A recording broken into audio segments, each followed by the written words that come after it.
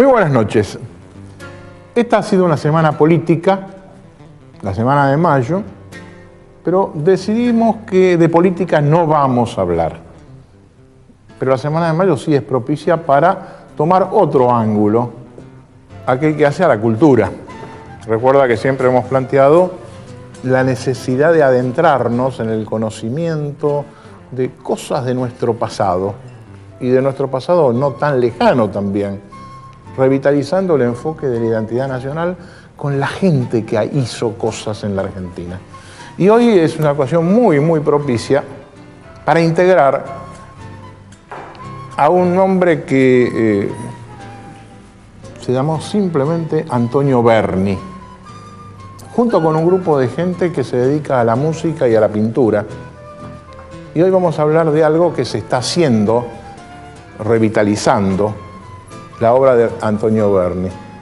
Yo le agradezco muchísimo al maestro Falú, que aceptó venir a un programa de televisión para conversar de este tema, a la profesora María Laura San Martín, que va a ver cuánto sabe de todos estos temas, y al amigo César Isela, que hace un mes atrás nos cruzamos en Pinamar y dijimos, ¿te acordás que quedamos en hacer un programa sobre el tema de Berni? Y acá estamos haciendo ahora el programa sobre Berni. Ahora, ¿por qué Berni, además de toda la significación de las exposiciones, de toda la actividad que está haciendo la Secretaría de Cultura con chicos, muchísimas cosas hoy aparecen en escena sobre Berni? Pero hay una de las cosas que no se habla mucho, pero del cual César Isela es responsable. Vas a reeditar. Sí, es otro de los homenajes para el maestro Antonio Berni en su centenario, ya que mancomunadamente en los años 60 los pintores, los músicos, los poetas, trabajábamos en obras que tenían que ver con esta realidad cultural, habitando un montón de disciplinas culturales.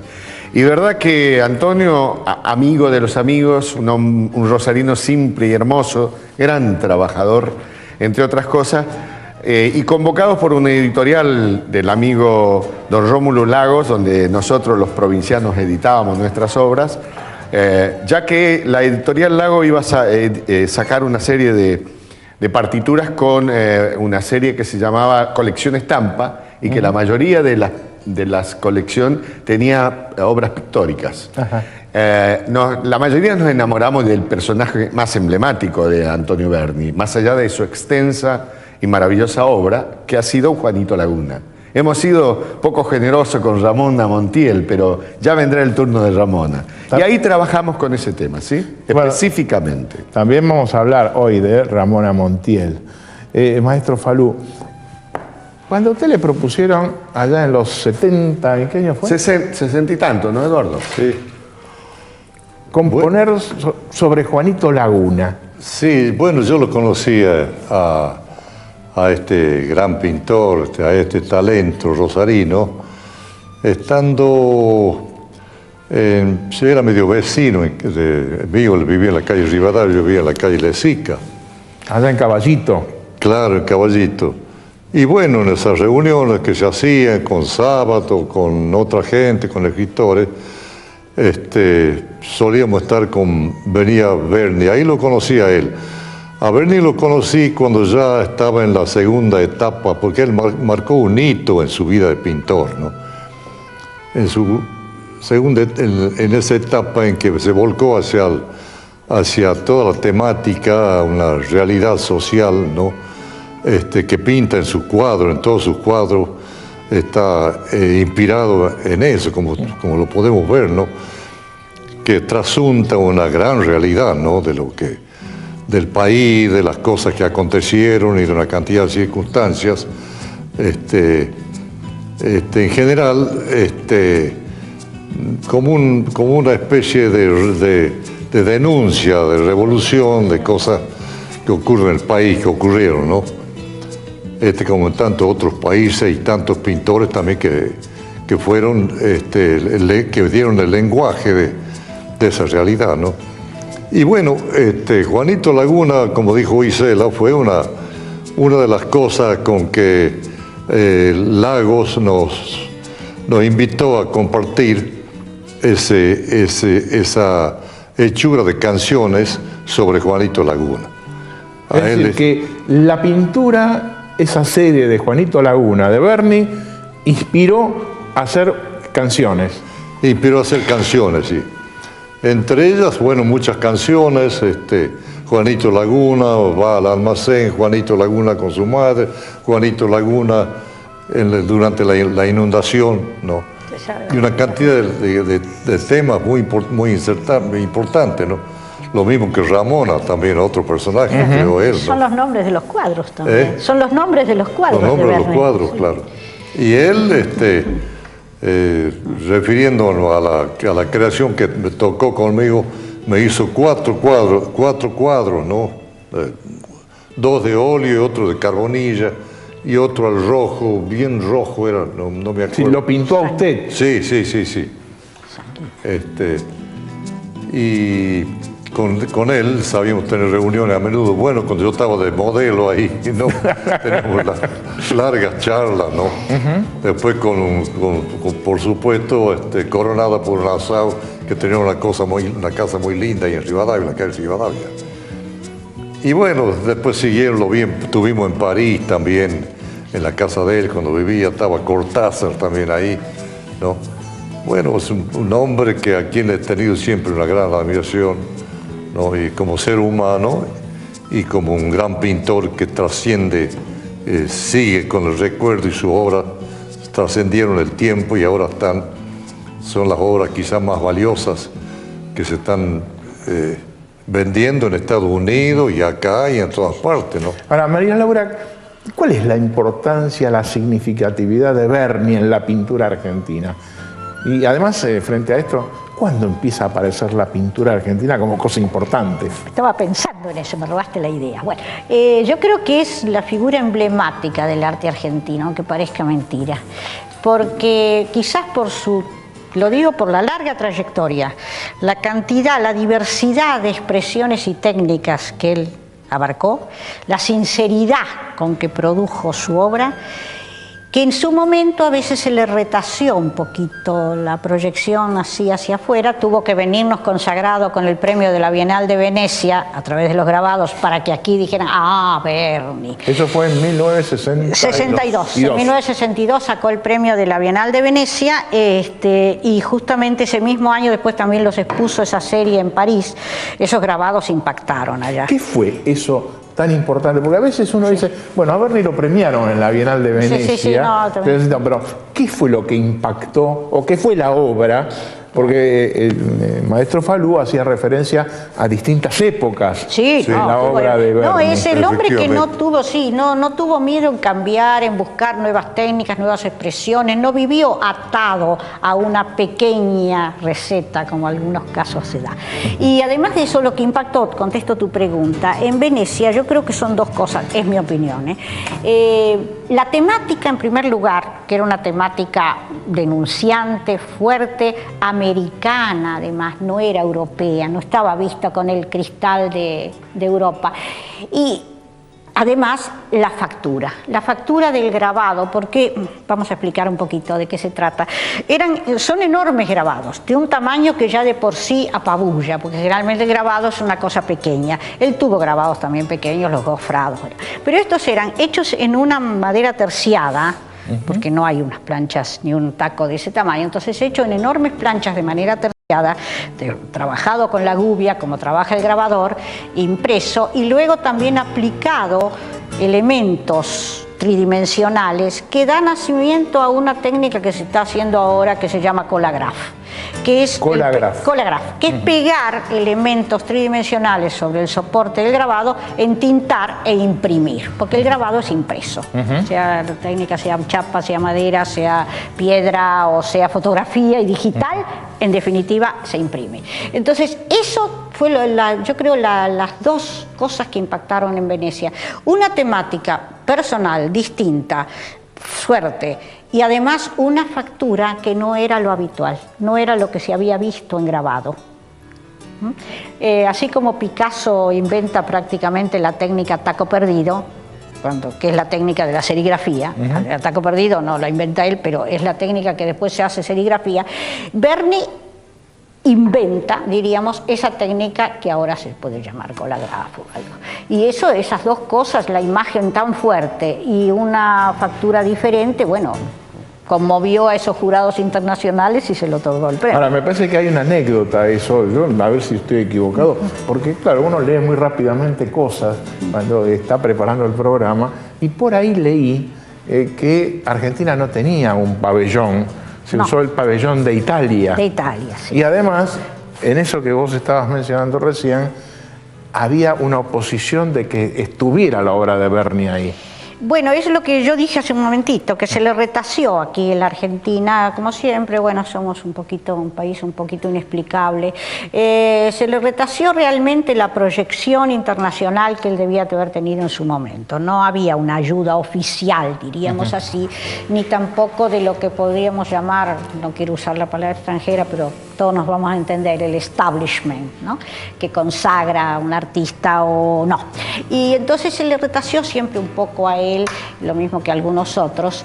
Y bueno, ese mal de que no tengamos pabellón sigue estando, Mandamos a la Bienal de Venecia, unos están en el correo, otros están por acá, todo. Salvo un breve periodo que tuvimos un pabellón, pero desapareció. Es uno de los problemas nuestros, que la cultura argentina, la plástica especialmente, tiene muy poca ayuda para salir al exterior. Ahora, viene Berni a la Argentina después de ese triunfo notable. Sí, sí. ¿Y qué pasa? Ustedes fueron amigos de Berni. Berni viajaba mucho a Santiago del Estero a pintar en los años 60. Claro, fue antes. Sí. Cualquier coincidencia con la realidad de esta semana no tiene nada que ver, Ahí empieza el Berni, el gran maestro Berni, justamente con lo que vos dijiste. Yo venía de Salta, me instalo en un hotel en las Termas de Riondo y me dice: don César, acá está instalado don Antonio Berni. O sea, tomaba una habitación muy grande, iba por las mañanas a los rancheríos, a la orilla de las Termas de Riondo, y se ponía a pintar. Y me contaba, la gente también, la del hotel también, que pasaban la señora del pueblo, de los ranchitos, de la zona, iba a carrear agua, ¿no? Patapila, descalza. Y le decía: don Antonio, ¿cómo practica usted con nosotros?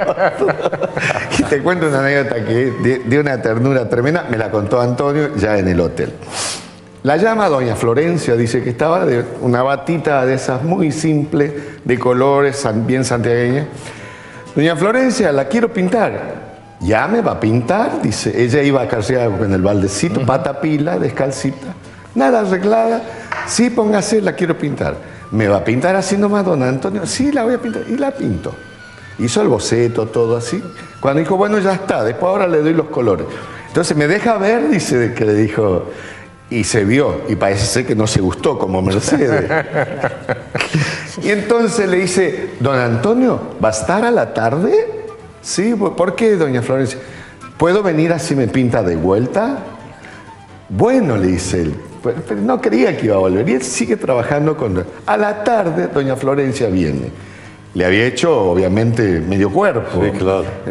Y vino con las alpargatas nuevas, con otro vestidito más nuevo, se había peinado muy bien, se había pintado muy bien y se había puesto los dientes postizos. Ahora pínteme.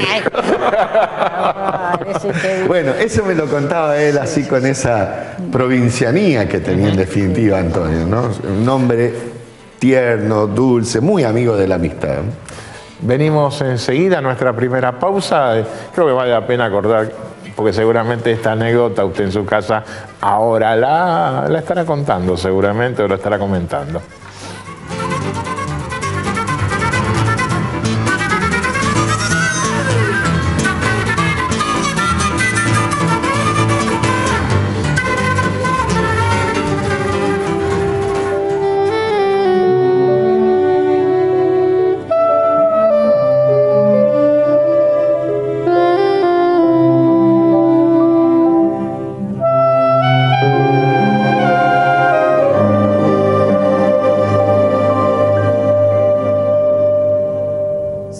louco, amor como eu amei, sou louco. Nosotros somos ese banco que te da el empujoncito para empezar a cumplir tus sueños. Dale, dale. Banco Provincia, el banco de la gente de la provincia de Buenos Aires. Export, calidad operativa en viajes. Comuníquese con nosotros al 5811 4444 o visite nuestra página web www.exportour.com.ar. Con más de 20 años en el país, Carrefour renueva a diario su compromiso con la comunidad, contribuyendo al desarrollo de la Argentina y su gente. ¿Quieres saber tu futuro? Ve una mujer hermosa, una niña bonita que te volverá loco. Ni borracho debes acercarte a ella o terminarás en la cárcel. Demuestra que tienes sangre en las venas. Y aléjate del humo. Y come pescado. Gracias, doña. Espera que hay más. ¡Ay! Cuídate de las caídas. Justo el que me faltaba. Elegí 8 números y vení corriendo a jugar a la Quiniela Plus, la nueva quiniela poseada de Lotería de la Provincia. Sortea todos los días un pozo mínimo asegurado de 100.000 pesos. Ganas con 8, 7 y 6 aciertos. Quiniela Plus.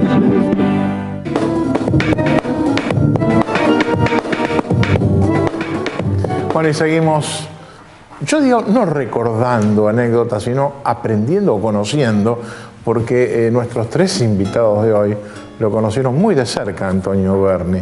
Y entonces tenemos la suerte, el privilegio, yo y ustedes también, por cierto, de conocer cosas que habitualmente, es decir, que no están en los libros, que no están más que en aquello de quien tuvo la vivencia. A usted, Berni le hizo varios cuadros. ¿Cómo? A usted Berni le hizo varios cuadros. Sí, efectivamente. Ahí en algún momento usted va a ver dos discos. ¿Se acuerdan los long play de aquellas épocas? Me lo van a pasar ahora. Palabras a mi guitarra de Eduardo Falú hace muchos años. Y esta es un cuadro pintado por Berni. Y este otro, Recuerdos de Amigos, también es otro cuadro del maestro Falú pintado por Berni. Esto lo estábamos viendo y me decía que esto se había hecho en Alemania. En Alemania, y el otro es hecho acá, el cuadro. Y después salió en revista y también me parece que andan en algunas casas de remate también de esta que se dedica en galería, ¿no? El segundo creo que estaba por ahí. Bueno, y acá hay otro. Sí. Ese sí, no sé dónde fue a parar ese, ¿no? ¿No los tiene usted en su casa? No, el que tengo yo es uno de esos. Es uno de estos nada más. Claro. Y acá hay otro donde Berni está haciendo el cuadro del maestro Falú. ¿Y qué le encontró Berni a usted que le hizo 4? No sé, él me dijo, porque estaba con otros pintores, estaba con Butler, con Castañino, que también, y parece que en esa reunión, lástima que no tengo la foto, la busqué, en esa reunión, hacían una especie de comienzo y final de una obra, decían, ¿no? Y era una serie de cosas que hacían con un mismo personaje, ¿no? Ajá. No es el caso de Juanito Laguna que usted tiene ahí, que están con todos los autores de las canciones, ¿no? Con que Berni motivó el asunto, la pintura y la música de los... Ahora, ¿cómo aparece en la historia Berni con Juanito Laguna? ¿Cómo surge eso? Hay un antecedente, yo creo. Hay en el Museo de Bellas Artes de La Boca, el Museo de Quinquela Martín, hay una obra que creo que es de los años 48, 50, por ahí, que es el el chico de la moneda. Que es un chico posiblemente, un chico de provincia nuestro, con un pulovercito raído, roto, con una moneda en la mano, un sombrerito, una carita muy especial. Yo creo que yo lo veo siempre ese como el antecedente de Juanito Laguna. Y la Ramona Montiel, bueno, es la historia de la muchacha provinciana que viene a la capital, posiblemente como personal de servicio, pero que luego encuentra la profesión más lucrativa, una vieja profesión del mundo, y entonces, claro, es la que se echó a la vida, ¿no? Pero ese personaje le da motivo a Berni para hacer unas cosas muy lindas, incluso el mundo de Ramona Montiel, lo que hace en La Botica del Ángel, la de Vergara Leumann, la primera, la de la calle Lima, que hace todo el cuartito de Ramona Montiel. En fin, hay mucho también. Por supuesto, Juanito Laguna es un personaje emblemático, pero también lo es Ramona Montiel, ¿no? Ahora, ¿cómo se le ocurre o por qué se le ocurre a Berni el Juanito Laguna y Ramona Montiel? Yo puedo hablar del tema de Juanito Laguna porque en el disco que va a aparecer ahora, reeditado, enriquecido con una versión buenísima del maestro Falú sobre Juanito Laguna se salva de la inundación, que él hizo con Jaime Dávalos. ¿Verdad que él cuenta? Yo lo llevé al estudio de aquellos tiempos de Polygram, Philips era, en el año 77. Cuando estábamos grabando el disco lo llevé a Antonio, le pedí por favor que viniera así contar, dejara el testimonio de por qué nació Juanito. Él ahí cuenta, María Laura, de que lo aprendió de las termas de Río Hondo, de Santiago del Estero, trajo la carita de niño provinciano que al final de cuentas, en estos días, si nos detenemos muchas veces a la nochecita, a la oración, vamos a ver Juanitos Laguna a rolete en Buenos Aires, con sus carritos y con sus cosas, juntando cartones, chapa, etcétera, que él en los collages de Juanito lo impone. Hicimos ese disco con las obras de Piazzolla, de Tejada, de El Cuchi Leguizamón, de Manuel J. Castilla, y tuvimos la mala idea de editarlo ese año, en 1977. La presentación la hicimos en un colegio de la capital, donde vino Antonio el 14 de mayo. Y le festejamos el cumpleaños, por cierto, ¿sí? Los niños de ese colegio le hicieron un montón de trabajos imitando su Juanito Laguna y lo pusieron en toda la pared. Le hicieron las madres una torta muy grande. Y recuerdo que cuando cantamos la obra y él apagó las velitas, se emocionó mucho Antonio. Pero la parte más fea de eso fue que era el tiempo más feroz de la dictadura. Y las casas de disco que tenía Juanito Laguna, entre otras una casa de Vicente López, nos informaron a la grabadora de que el camión del ejército había llegado y secuestrado a Juanito Laguna. Desde ese momento no se vendió más Juanito Laguna. Por lo tanto, lamentablemente, todo lo que habíamos grabado en ese momento tenemos que reeditarlo ahora, enriquecido por la tecnología y todo, ¿no? Pero él me pidió que trabajara sobre el disco específico de las obras que ya estaban constituidas, dedicadas a Juanito Laguna, ya reitero, ¿no? Piazzolla, Ferrer, El Cuchi, Yupanqui también, etc. Ustedes habrán visto, van a ver a medida que estamos hablando, que están pasando tomas. Nuestro equipo de producción hizo un esfuerzo excelente un rato antes del programa y ha tomado varias tomas de los cuadros de Berni sobre Juanito Laguna, y ahora están viendo en pantalla. Este es lo que va a ser la tapa del CD. Ese es el arte del CD, que en definitiva es la repetición de la edición aquella, Ricardo, que hicimos, que era una edición bastante especial, grande en su tamaño, donde abrías así como un libro y existía en un sobre que había dentro 4 reproducciones de la obra de Juanito Laguna, que en ese tiempo se podían hacer. Las discográficas nos permitían hacer esto, hacían ellos también un gran esfuerzo. Después un libro escrito con toda la historia de Berni, Emilio Estebanovich escribió, y el disco adentro. O sea que teníamos muchas cosas adentro. ¿Qué lujo ese? Porque fíjense ustedes, por ejemplo, cuando uno compra un CD, se da cuenta que tiene por ahí una tapita, no hay ninguna relación de nada. A mí me ha pasado, y esto lo he dicho públicamente, lo digo ahora porque me acuerdo, mi mujer es una enamorada de Alberto Cortés. Día que viene Alberto Cortés a la Argentina, me toca sacar la entrada en el ópera y en lo posible la segunda fila o la tercera. Es un gran artista. ¿Dónde tomo? Algún día me gustaría conocerlo. Bueno, ¿y qué sucede? Cobran un precio alto, pero el programa, ¿saben lo que es? Lleno de publicidad. Son 4 páginas donde dicen los restaurantes donde uno podría ir cuando termine la función. Va mucho Cortés, lo vi muy panzón. ¿No? Entonces es tremendo porque usted quiere saber y quiere recordar cuáles fueron las canciones que tocó. No, para nada, absolutamente. Esto me parece espantoso. Y este es un tema que debemos, no sé, los artistas deben obligar, ¿no es cierto?, a las productoras. No es fácil. Bueno, sigamos hablando de esto entonces. Yo me quejo cada tanto, usted sabe cuál es mi costumbre. Desde el punto de vista, digamos, de la pintura, ¿cuál fue la gran innovación en Juanito Laguna?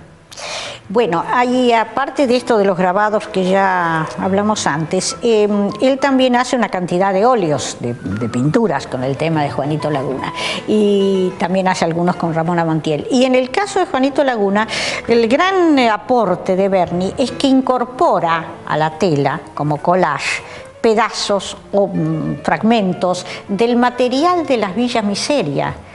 Las chapas oxidadas, pedazos de madera, cartones, papeles, en una palabra, incorpora como elemento estético, como elemento de apreciación estética, los propios materiales que hacen el entorno de Juanito Laguna. Eso es lo que dice. Exactamente. Entonces, el hábitat de Juanito. El hábitat de Juanito Laguna. Y eso es un gran aporte que después, tiempo después, con el pop y algunas otras aventuras internacionales, lo hicieron más de un artista, ¿no? Cuando Rauschenberg pone una escoba o esas cosas así. Pero nuestro criollo Berni lo había hecho antes. Y ese es un gran aporte de él. Además, lo que significa haber tomado la realidad. Sí. Claro. Esa realidad que nos aparece en los últimos años de vuelta fuertemente. Sí, sí. Ricardo, una realidad que él cuenta aquí en esta versión de su palabra, que esta realidad ocurre alrededor de Río de Janeiro, alrededor de Santiago de Chile, alrededor de Caracas, etcétera, etcétera. Pero él dice específicamente, pero yo lo ubico en el Gran Buenos Aires. En el Gran Buenos Aires. Sí, es el drama de las grandes ciudades. Lo dice hace 30 años y hoy lo vemos, insisto, como una realidad palpable, ¿no? Ahora, maestro Falú, usted que lo trató también tanto y en esas rondas de amigos, de intelectuales, ¿cómo se explica la ideología de Berni? Yo creo que Berni tenía un hombre que viene de Rosario, ¿no? Que Rosario ha sido un centro muy importante del problema social, de todas esas cosas, por la fábrica, todas esas cosas cristianas. El puerto. ¿No? El puerto, todo eso. Y él tenía una gran sensibilidad por lo que ocurría, por los hechos, una realidad que pinta, me dice la señora, ¿no? Que es un nuevo estilo que él va fundando así, una nueva forma, denunciando lo que ocurría en el Rosario. Usted tiene los cuadros desocupados, ¿no? Tiene la siesta, un santiagueño durmiendo con las alpargatas en la ventana. Todo eso es un lenguaje de él, ¿no? Dado por su sensibilidad y por su sentido de justicia, ¿no? Sentido de justicia. Como pintor, él ha tenido la chispa de los creadores, que le ha conseguido un don que les da a los creadores solamente, ¿no? Que puede expresar lo que otros no pueden hacerlo. Y él sin palabras, con la pintura, ¿no? Sí, perdóneme. Ese para mí, aparte de su condición de pintor, digamos, de que hizo todo el camino de la pintura hasta llegar a eso, que se volcó ya hacia eso hasta el final de su día, que fue realmente doloroso para todos nosotros, que por un accidente en la garganta que tuvo, lo dejó la vida a Berni, ¿no? Porque es un hombre que podía haber dado mucho más, ¿no es cierto? Diga que es ahora que han quedado en diferentes dueños, qué sé yo, pero menos mal que hay gente que está rescatando todo eso, ¿no? Para mostrar el testimonio de esta gran figura que fue don Antonio Berni en la pintura argentina. Entre las otras cosas que el maestro Falú, yo tengo que agradecerle a todos los presentes porque todos me trajeron elementos que usted está viendo en la pantalla, y algunos los tengo aquí en la mesa, pero no tuvimos tiempo de editarlo. el maestro Falú me trajo un pequeño catálogo de Berni, de la Galería Rubers, y donde está ese Berni pintando a Falú. Pero además aquí, y acá me vas a ayudar vos que estás al lado mío, o lo podés mostrar vos, porque también Berni en esto... Él, sobre la base de esta obra, Orquesta de Tango, que la compró el Estado, ¿sí? El gobierno de la ciudad, la compró Pacho Donel cuando era secretario de Cultura de la Nación.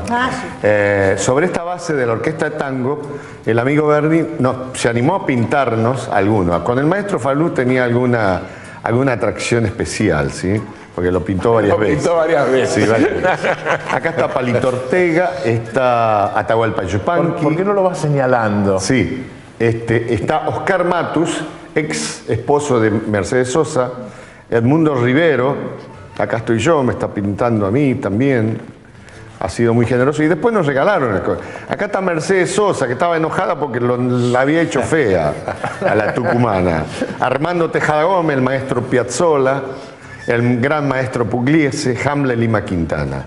O sea, a varios de estos pintados él nos regaló las obras, los retratos. Por cierto, jamás podríamos decir que no. Te interrumpo y te cuento algo. El día que se inauguró esa muestra que yo estuve, la gente estaba en la calle de la Galería Rubers, ya en la calle Suipacha. No cabía más gente adentro. Por supuesto, canales de televisión, fotógrafos y todo. Pero fue un boom de Buenos Aires, los retratos de los famosos. Claro, porque él no era un retratista, de todos modos, convengamos, ¿no? Se había animado más, digo, ponernos ahí. Yo me acuerdo del enojo de Mercedes. No, pero mucho antes de eso, mucho antes, yo era chiquita, claro. Se hizo un salón de independientes en Buenos Aires, porque en un salón nacional habían rechazado una cantidad de artistas, ¿no? Importantes. Había una sola tendencia, ahora también suele pasar, ¿no? Y entonces se hizo un salón de independientes que se hizo en un local que estaba en la calle Florida, que era un local comercial, una galería comercial. Y ahí... ¿Qué año...? Bueno, no, esa pregunta es muy indiscreta tuya, pero en fin, allá por los años 47, 40 y pico, 48, no sé. Notable, pregunta indiscreta bien respondida. Por ahí, no me acuerdo. Entonces, resulta que Berni había hecho el retrato de un obrero, de un tipo de cabello gris, lo reconozco. Y lo había hecho parar al lado del cuadro. El cuadro no era muy grande, estaba en la pared. Y el tipo estaba brazos cruzados, ahí parado al lado. Parecidísimo lo había hecho, ¿no? Rabiosamente parecido. Entonces estaba ahí. Y había el pintor que decía, mira, para que vean que es, para que digan que él hace retratos, ¿ves? Buscando clientela. Hacemos la última pausa del programa. Y si el tema les sigue interesando, dentro de 30 segundos o un minuto, seguimos con el tema.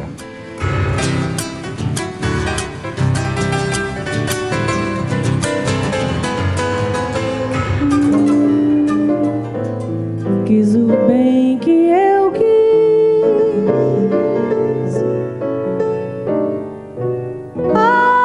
insensato coração, por que me fizeste sofrer? Para entender é preciso amar, porque sou louco. Amor como eu amei. Vuelve la ópera emblemática del romanticismo alemán. Buenos Aires Lírica presenta El cazador furtivo de Weber. 4 únicas funciones, 2, 4, 10 y 12 de junio en el Teatro Avenida. Sobrantes de abono en venta en el teatro o por entrada plus. Buenos Aires Lírica, la nueva ópera de Buenos Aires. 4-812-6369. Nosotros somos ese banco que te da el empujoncito para empezar a cumplir tus sueños. Dale, dale. Banco Provincia, el banco de la gente de la provincia de Buenos Aires.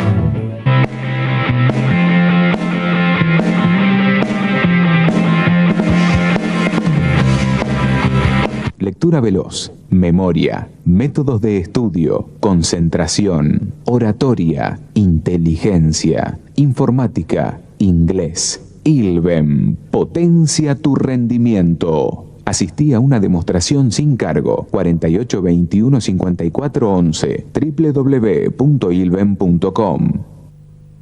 Una escuela bilingüe y con todos los niveles en el barrio de Belgrano. La nueva Escuela Argentina 2000, dirigida por Marta Russo de Salonia. Docentes especializados para el estímulo y el desarrollo de las condiciones intelectuales y los valores sociales de los alumnos.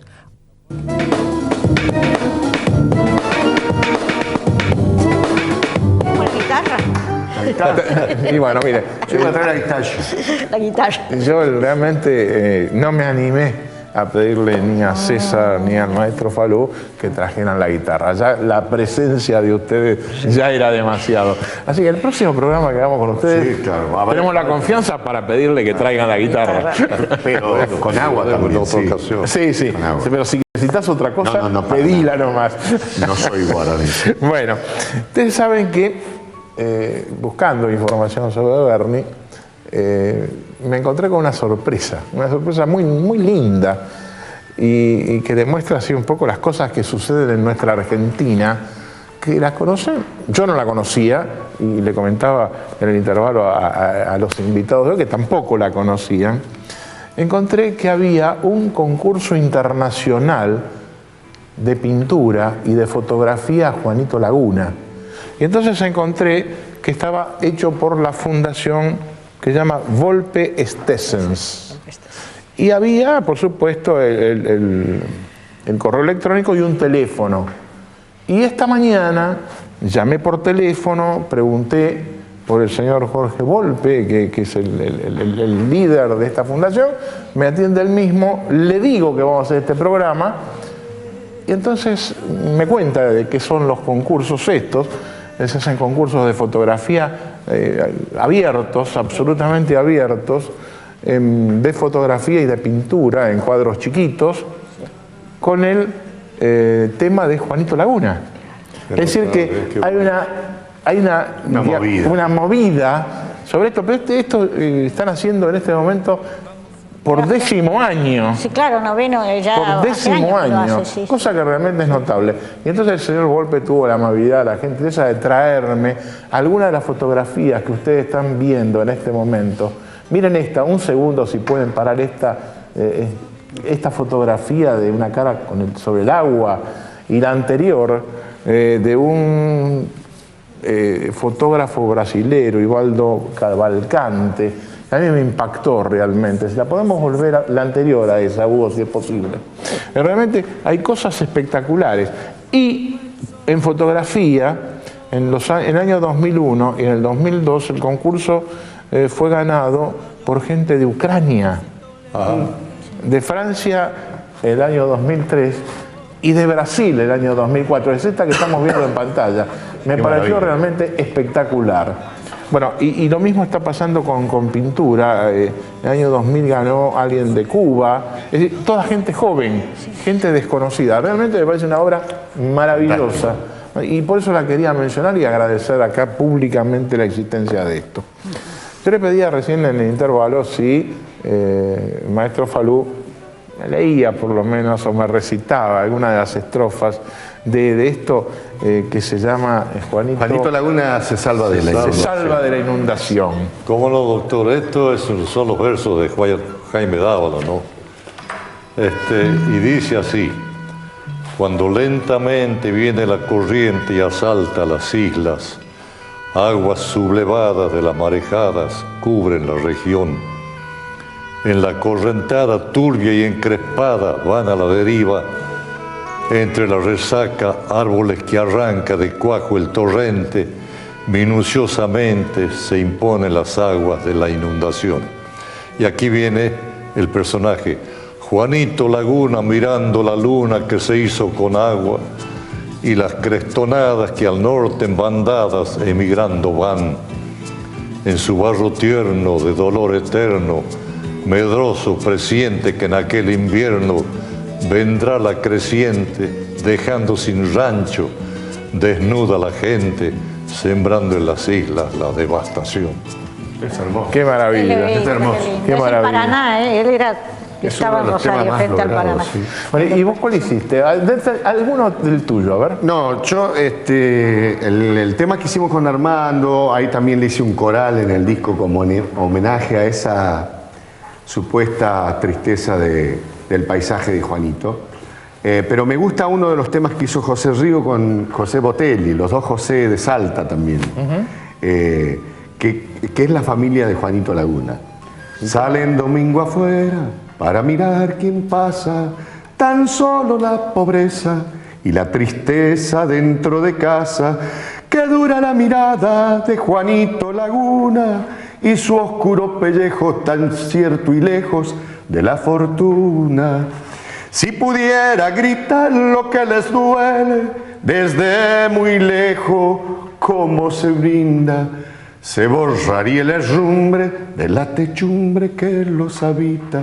Se borraría el herrumbre de la techumbre que los habita. Habla de los tachitos. Es una maravilla realmente. Qué lindo, qué lujo. Maravilla. Bueno, yo no sé si dejar el programa acá, porque ya con esto ya... ¿Cuántos minutos me faltan? ¿6 minutos? Ah, pero una maravilla. Seguimos bien. Vas a poder cantar otra cosa, va a poder recitar algo más entonces. Bernie era un hombre... Usted, antes de esto,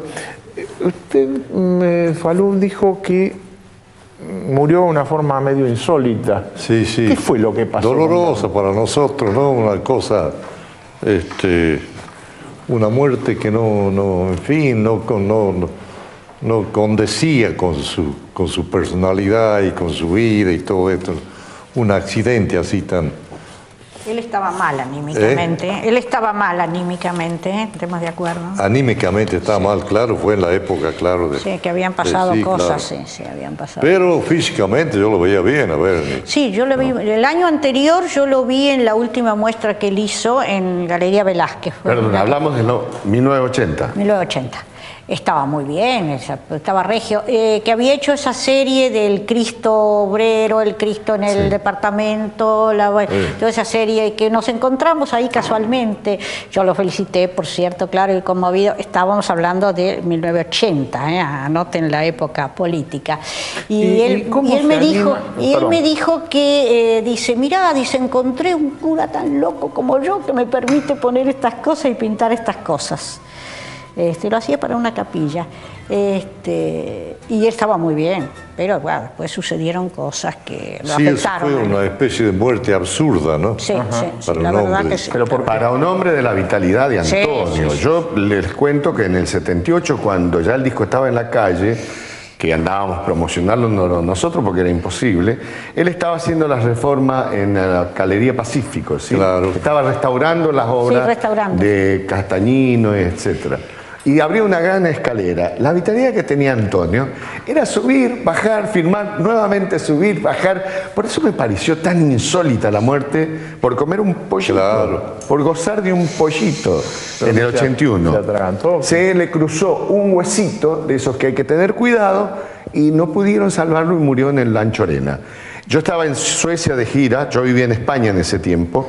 Y recuerdo que le escribí una carta muy feliz por lo que me estaba pasando a mí, quería compartirla con él. Luego, alguien me contó que el hijo de él, que vivía en Francia, José Antonio, le había mandado su libro a Antonio, que tampoco sabía lo que estaba pasando. Y me devolvieron la carta, parece ser como que Antonio leyó esta última carta. Pero antes de irme a España, estuvimos también en un departamento nuevo que le habían comprado, cerca de donde había vivido antes. Lo estrenaba el departamento en día de sus cumpleaños. Yo quería salir de mi casa. ¿Qué cosa original le puedo regalar a Antonio? Yo tenía un Tweety que cantaba una maravilla, que a él le gustaba mucho. Y entonces digo a Graciela, mi mujer, le llevamos el pajarito Tweety, a él le gusta Tweety. Le compré una pajarerita chiquita y le llevé un sombrero chileno, que había traído de Chile hacía tiempo. Bueno, y le regalé el Chile. Había mucha gente. Estaba el gordo Vergara Leumann, estaba la bailarina Sachir, estaba Iris Piazzolla, Schiachi, Iris Schiachi. Laura, la mujer de Calada. Piazzolla, estaba Hamlet Lima Quintana, había mucha gente. Y Antonio se puso el sombrero, alguien le había regalado unos revólveres que no eran de verdad, y andaba hecho un chico con el pajarito y con los regalos que le habían hecho, y la pasamos magnífico. Cuando me entero de esta insólita muerte de Antonio, por suerte, que nos dolió y nos golpeó a todos, bueno, me quedé pensando en la figura más niña de Antonio, ¿no? Porque verdad que era un hombre muy simple en su charla, era un maestro, pero que podíamos entenderlos todos, ¿sí? Ahora, esa simpleza rondaba, digamos, a veces la gente simple, pero no le da demasiada bolilla al resto. Claro, sí, claro, dentro de esa simpleza, yo pienso que el artista, él era simple y humilde, ¿no? Quizá él no sabía, Como los grandes. ¿sí? él intuía que estaba haciendo algo importante, ¿no? Pero no sabía la dimensión de eso, ¿no? Quizá esa gente el talento lo tiene, el talento es un don que le da la naturaleza, ¿no? Y él es...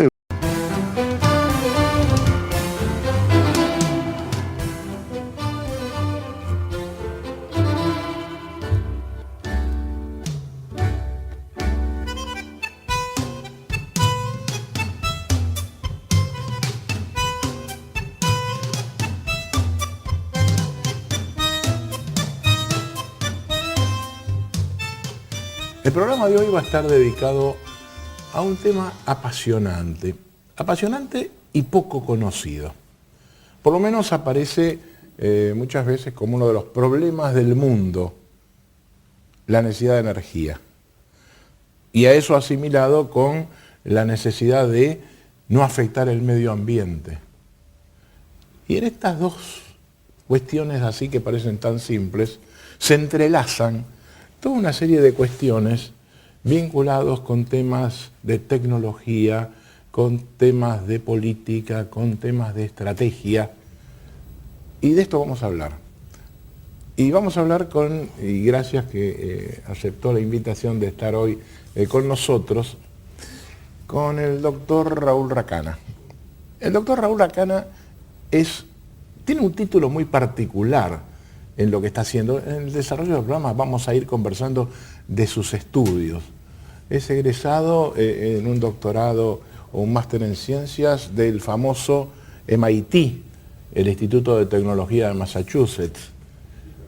Por supuesto que en ese título que tiene desde el año 2004, Autoridad Regulatoria Nuclear de la República Argentina. ¿Alguna vez yo hablar de esto?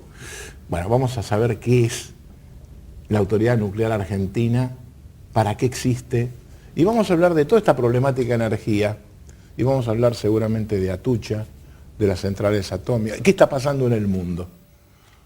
Va a ver que el programa va a ser sumamente interesante e ilustrativo. Nuestra primera pausa y el doctor Racana va a ser el que va a dirigir toda esta conversación.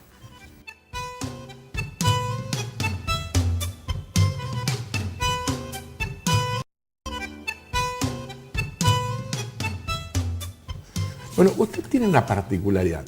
Después vamos a hablar un poquito de qué es la Autoridad Nuclear Argentina. Pues es un organismo que depende de la Presidencia de la Nación. Exacto, sí, la Secretaría General de la Presidencia de la Nación. Bueno. Tiene bastante autonomía en su trabajo. Sí. No es político, no es un organismo político. No responde a orientaciones políticas, sino que responde a la seguridad, a garantizar la seguridad de la población en todas aquellas actividades que producen radiaciones ionizantes. Es decir, lo que llama la gente la contaminación radioactiva. Vamos a empezar a hacer un poquito más. Ahora, empecemos, dejemos con este primer enunciado, pero vayamos un poco, ¿cuál es la problemática del mundo hoy cuando decimos energía? Yo a veces escucho todo el tema de energía. En realidad, yo siempre divido lo que somos de lo que queremos ser. Y eso queremos ser tiene a veces tantas variaciones que a veces da gusto explicar sus propios fracasos. ¿Lo que queremos ser como personas, como países? A veces lo que queremos ser como personas y con lo que queremos ser como países. No sabemos bien cuál es la diferencia que hacemos entre una cosa y la otra. Pero en general, si uno se para a ver qué mundo vamos a querer vivir, eso ya no es tan fácil. Pero vayamos a la realidad actual. Todo el mundo habla de muchas formas de generación de la energía. Pero cuando usted va a los números reales de lo que hoy existe, usted va a ver que o tiene petróleo, o tiene gas, o tiene carbón. Y cuando usted sumó esas tres componentes, va a ver, el petróleo se lleva el 35% de la generación de energía eléctrica, el carbón se lleva el 25% y el gas se lleva el 20%. Cuando yo hago ese cálculo, ya estoy pisando los 80 o pasando el 80%. El resto aparece en los contribuyentes, como yo diría, un poco laterales. La energía de los biocombustibles o renovables, que se llama, esas están aportando hoy en día un 10%, con lo cual de alguna forma tienen alguna participación. El resto tiene participaciones menores. Hay muchas que tienen que son las que yo llamo las energías que me gustaría tener, pero que todavía no puedo, que son las energías solar y eólicas fundamentalmente, a pesar de que hay muchas otras más dando vueltas. Si yo le dijera que yo pongo un panel solar que tome toda Italia, ¿bien? Tomo toda Italia como panel solar, podría generar una energía equivalente a la que hoy consume Italia, haciendo uso de la energía solar. Quiere decir que la energía solar, en cuanto a su dimensión, ya sabemos que está limitada. No hay que descartarla, pero no es ilimitada. Cuando usted habla de energía eólica, que pareciera ser como es una energía que no consume combustible, ¿vio? Esa es la idea, como que si el combustible... No ve los molinillos dando vueltas. Sí, da los molinillos como si hacer molinillos fuera fácil. Pero cuando usted va a Austria, por ejemplo, y va a un pueblito que en algún momento lo convencieron de poner muchos ventiladores, como yo les llamo, hay que ver lo que son esos ventiladores, es una cosa infernal. Y ve que esos ventiladores al circular matan los pajaritos. Los pajaritos caen en la tierra. Y eso da nacimiento a una mayor población de roedores. Usted se imagina cómo en este momento está el pueblo enloquecido por los sistemas eólicos. Además hay un cambio en todo lo que es... Todo el sistema ecológico. El sistema ecológico. Se le cambia todo, porque es todo como si fuera un árbol de ventiladores.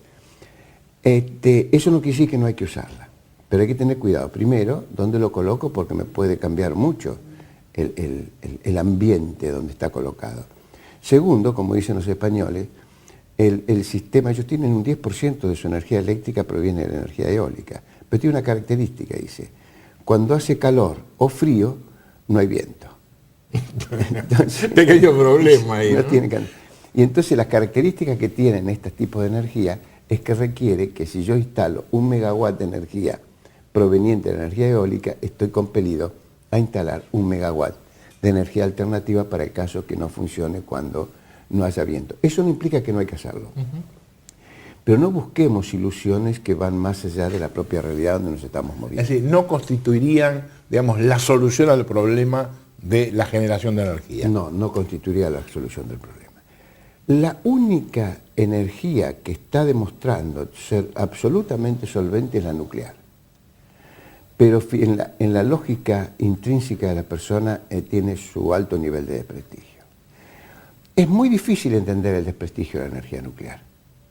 Y yo le cuento una anécdota. Hace 1 año y medio, la Secretaría de Energía de los Estados Unidos me invita a visitar el desierto de Nevada. Ustedes saben que en el desierto de Nevada se produjeron explosiones nucleares. Y entonces uno se pregunta, ¿cuántas explosiones nucleares se produjeron? En el desierto de Nevada, 1048. ¿Cómo 1048? ¿Y nadie se preocupa por las 1048? No. Pero ¿y hacen un escándalo por Chernobyl? Yo no digo que Chernobyl no hay que hacer un escándalo. ¿Y por las 1048? Entonces le preguntaba al funcionario de la Dirección de Energía, del Departamento de Energía, dígame, ¿ustedes explotaron las bombas atómicas acá, a 60 kilómetros de la ciudad de Las Vegas, el centro turístico más importante de los Estados Unidos? Sí. Y acá me dice, explotamos una 100 veces más poderosa que la de Hiroshima. ¿Cómo 100 veces más poderosa? Usted me está hablando de 1.5 1.6 megatones. Sí, 100, entonces el hongo era 100 veces, no, 100 veces más grande, no, pero bastante más grande. Y la gente de Las Vegas, ¿qué decía? Ah, sí, desde Las Vegas se veía muy bien de ahí. Tenemos unas fotografías tomadas de Las Vegas. Pero la radioactividad le cayó en la cabeza. Bueno, no toda, porque a veces los vientos no permitían. Pero escúcheme, en cualquier contracorriente de viento le cae la radioactividad en la cabeza. Sí, sí, sí. ¿Y qué decía la gente? Nada. ¿Qué va a decir? Los intereses de los Estados Unidos están por encima del interés individual. Entonces yo me quedaba pensando y decía, claro, ahora entiendo. Las cosas son buenas y malas de acuerdo con la ideología con la cual lo sustento. Bueno, pero acá yo empiezo a poner algunos interrogantes. Va a tener que poner mucho. Mucho, seguramente. Yo el mismo que tiré fue... Me tiró un efecto así, un efecto Chernobyl me tiró en la un mesa, efecto ¿no? Chernobyl. Pero evidentemente esto está implicando que hay todo un control de las radiaciones. Es decir, hay toda una política de seguridad. Por lo contrario, evidentemente desaparecería